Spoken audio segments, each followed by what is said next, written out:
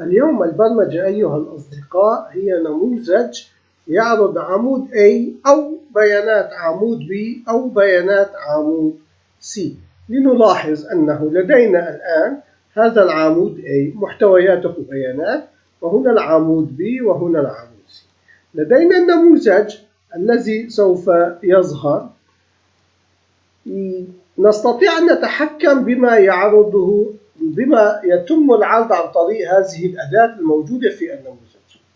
هذه الأداة عندما نقول لها اذهبي وعالجي العمود الأول أو العمود الثاني، نلاحظ أنها أخذت مباشرة بيانات العمود الثاني أو مباشرة بيانات العمود الثالث. لنرى البرمجة الموجودة هنا، إنها عند الإقلاع افتراضيا موجود لها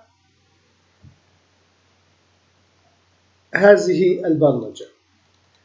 أما الزر الذي نضغط عليه يأخذ برمجة لليوزر فورم 1 ويقول الأداة ليست بوك يجب أن تأخذ بيانات من شيت 1 إلى المجال مود. فإذا لنلاحظ أننا هنا لدينا مجال، هذا المجال هو الذي يتم التحكم فيه.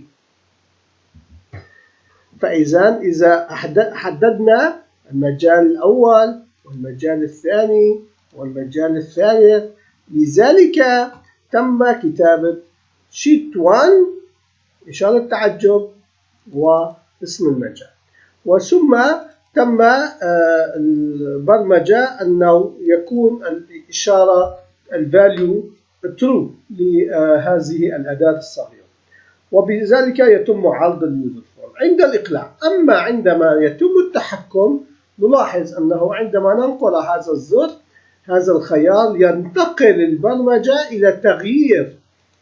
أما عندما ننقل زر الاختيار الثاني تنتقل البرمجة إلى أن list book 1 تأخذ no source إلى مجال جديد الذي هو أيضا sheet 1 لكن اسم المجال كار. والاحتمال الثالث هو التلوين، يأخذ أيضا اسما جديدا حسب اسم المجال.